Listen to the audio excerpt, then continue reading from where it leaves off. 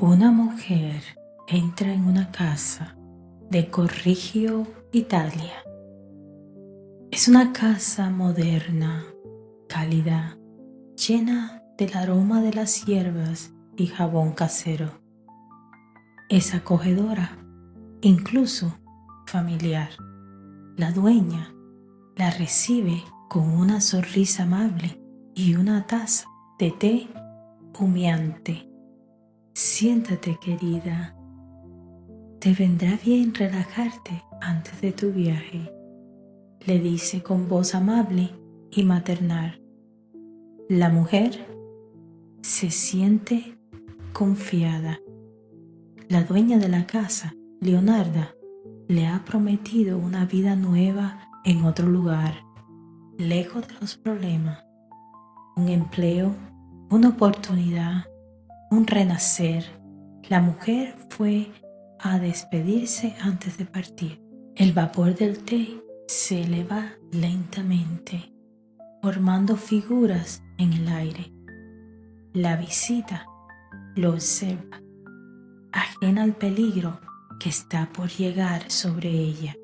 No sabe que ese será su último respiro de vida. Hoy, tras el velo del crimen, les contaré la historia de Leonarda Cianciulli, una mujer que convirtió a sus víctimas en jabón y galletas, así mismo como lo oyeron. Esta historia es real y es una que nadie ha contado. Una asesina consumida por el miedo y la obsesión. Acompáñeme en este recorrido por uno de los casos más escalofriantes de la historia. Yo soy su anfitriona, Liana Díaz, también conocida como Cubano 80. Para poder entender esta mente criminal, necesitamos saber el pasado sombrío de la asesina en serie. Su nombre, Leonarda Cianciulli, nació en el 1894 en Montella, Italia. Desde niña, Leonarda vivió rodeada de desgracias y miedos. Creció en un hogar donde la frialdad de su madre la hacía sentir no deseada. Cada día estaba marcado por la sensación de que algo oscuro la acechaba, como si el destino estuviera en su contra. Las supersticiones que la rodeaban no eran solo historias, eran advertencias que parecían cumplirse una y otra vez en su vida. Su madre, obligada a casarse con su padre por conveniencia, nunca la quiso. Para ella, Leonarda no era más que una carga, un recordatorio de un matrimonio sin amor. La trataba con indiferencia, cuando no con abierta hostilidad. Nunca hubo palabras de cariño ni muestras de afecto, solo frialdad y reproche. Creció escuchando que era una desgracia, que su nacimiento había sido un error. Su madre le repetía estas palabras una y otra vez, sin darse cuenta del peso que llevaba. Por eso, si uno es padre, debemos tener conciencia de las palabras que le decimos a nuestros hijos, ya que tienen más peso del que imaginamos. Las palabras hieren, se clavan en la mente y pueden moldear el destino de una persona. Con cada día que pasaba, Leonarda comenzó a creerlo. Creció con la convicción de que estaba maldita, que el destino la había marcado desde el principio para sufrir. En su diario escribió: mi madre me mira con desprecio, me dice que nunca debía haber nacido, que traería desgracia. A veces me pregunto si la muerte me habría recibido con más amor que ella.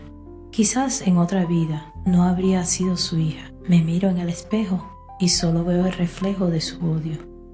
¿Cómo se puede vivir cuando la persona que te dio la vida desea que no existas? Leonarda intentó suicidarse varias veces. Ella se sentía atrapada en un ciclo interminable de dolor y rechazo. Sus intentos eran desesperados, gritos, silencios, pidiendo escapar de una vida que no parecía ofrecerle nada más que miseria. Pero la muerte nunca llegó por ella. En cada intento, algo la retenía, como si el mismo destino que la castigaba se negaba a liberarla.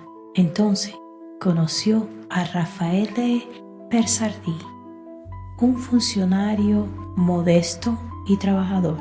Con él vio una posibilidad de empezar de nuevo, de romper con las sombras de su madre y el oscuro pasado que la atormentaba.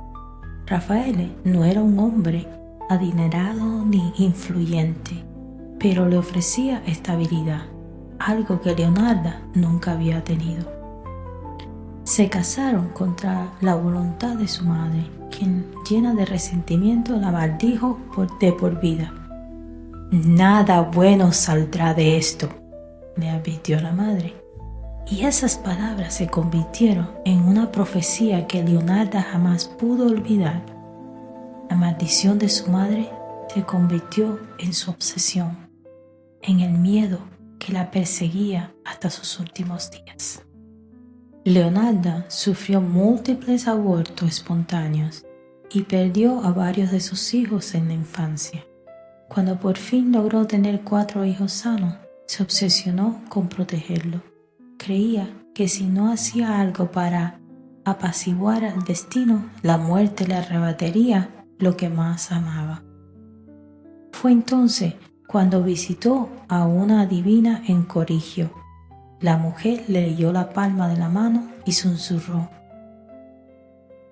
«En una mano veo prisión, en la otra un manicomio».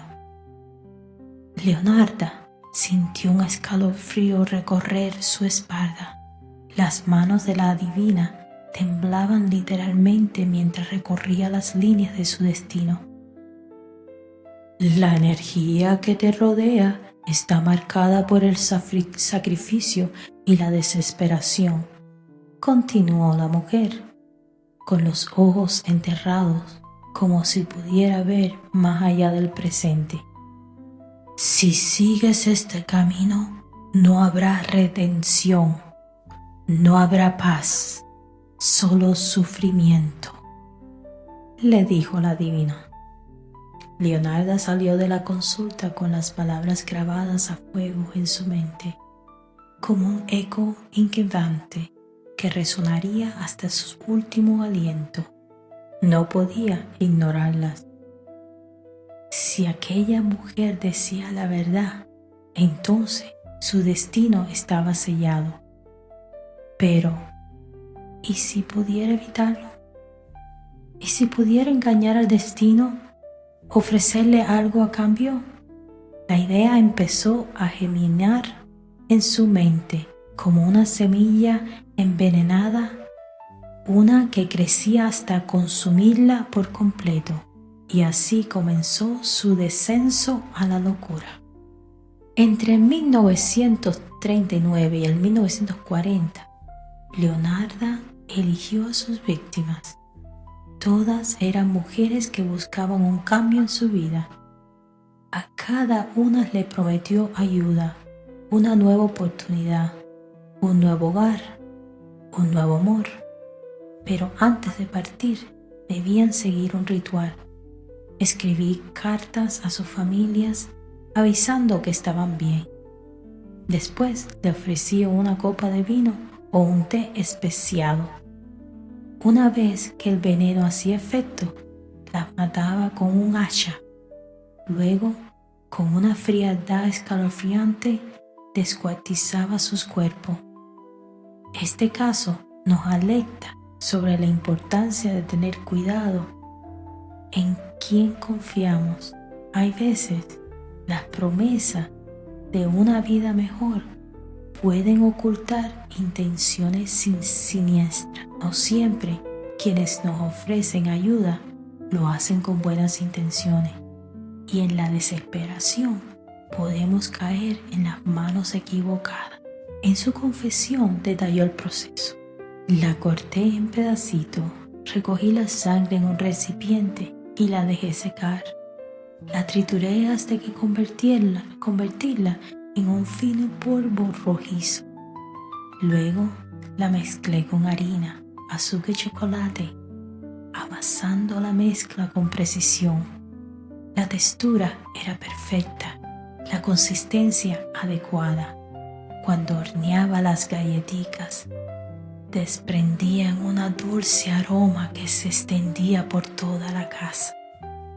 No despertaban sospecha, al contrario, fueron bien recibidas. Hice galletas que ofrecía a mis vecinos y a mis hijos, quienes la comieron sin imaginar su origen.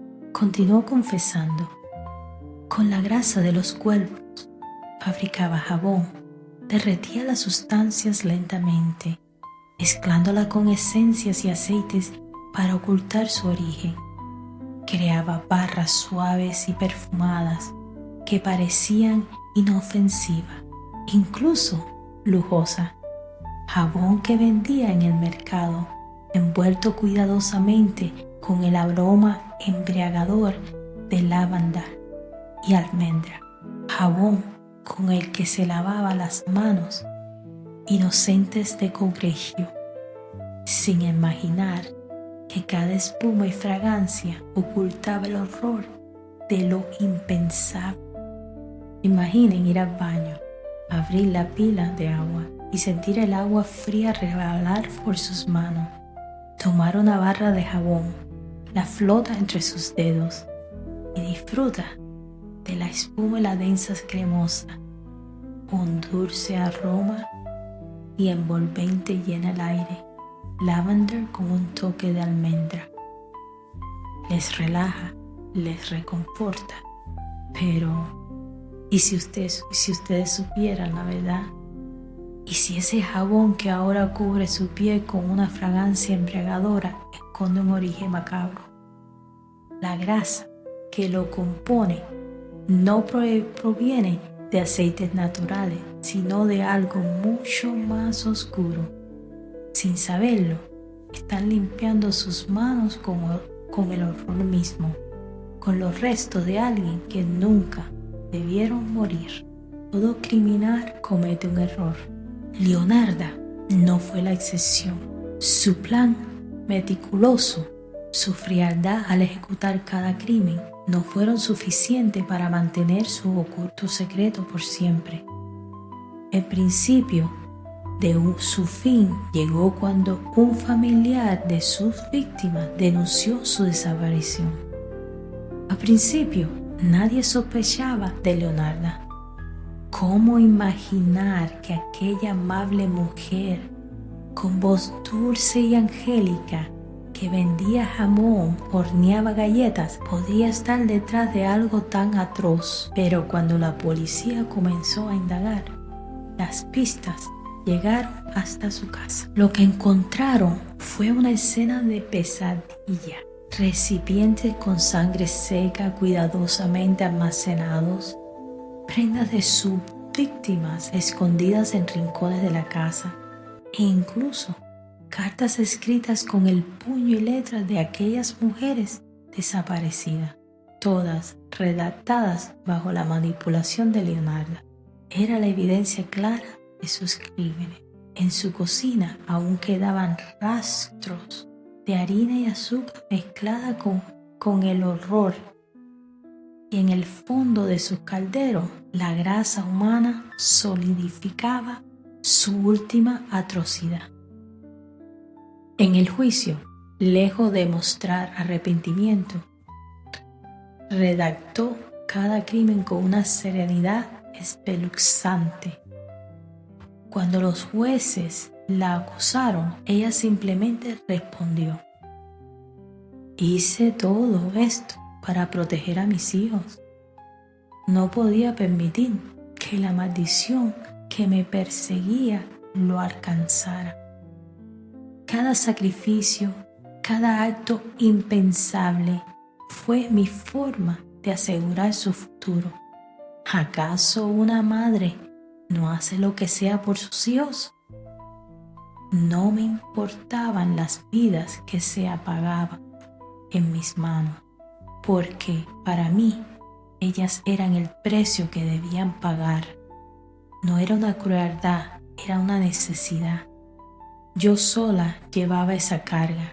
y si el destino pedía sangre, se la daría, con tal de que mis hijos vivieran. Pero, ¿hasta qué punto puede justificarse un crimen en nombre del amor? ¿Dónde está el límite entre la protección y la locura? Leonarda no veía a sus víctimas como personas, sino como simples piezas de un sacrificio mayor. Y en su intento de desafiar el destino, terminó atrapada en la misma oscuridad que intentaba evitar. Quizás después de todo, la verdadera maldición no venía de su madre, sino de su propia mente. Ella fue condenada a 30 años de prisión y 3 en un hospital psiquiátrico. En la cárcel, su historia se convirtió en un susurro entre los reclusos y los guardias, quienes evitaban su mirada y murmuraban sobre sus crímenes con terror. Aún en prisión, Leonarda no mostraba arrepentimiento. Pasaba los días escribiendo en un viejo cuaderno, susurrando oraciones y convencida de que había desafiado al destino. Murió en el 1970 en la oscuridad de una celda fría y húmeda, rodeada de solo por el eco de sus propios pensamientos. Hasta su último aliento sostuvo la creencia de que había salvado a sus hijos con los sacrificios que había hecho, mientras el mundo la recordaba como una asesina despiadada. Ella se veía a sí misma como una madre que simplemente hizo lo necesario para proteger a su familia. ¿Pero fue realmente el destino que la llevó allí? ¿O su propia obsesión la convirtió en su peor verdugo? Después que Leonarda fue arrestada, su esposo desapareció y nadie más supo nada de él y de sus hijos. Recuerden, yo traigo estos casos a la claridad para que tengan conciencia y estén alerta. El miedo puede ser el motor de nuestros actos más oscuros. Leonarda Cianciulli no solo permitió que el miedo guiara su vida, sino que la convirtió en su Dios, en su justificación para lo inimaginable. Creyó que su sacrificio era necesario, que el horror era un precio aceptable para asegurar el bienestar de sus hijos. Pero en su intento de engañar al destino, terminó siendo su prisionera. Sus manos, una vez de las de una madre, se mancharon con la sangre de la superstición y la locura, transformándola en un monstruo que horneaba galletas con la sangre de sus víctimas y las ofrecía con una sonrisa. ¿Hasta dónde somos capaces de llegar cuando nos aferramos a nuestras propias creencias sin cuestionarlas?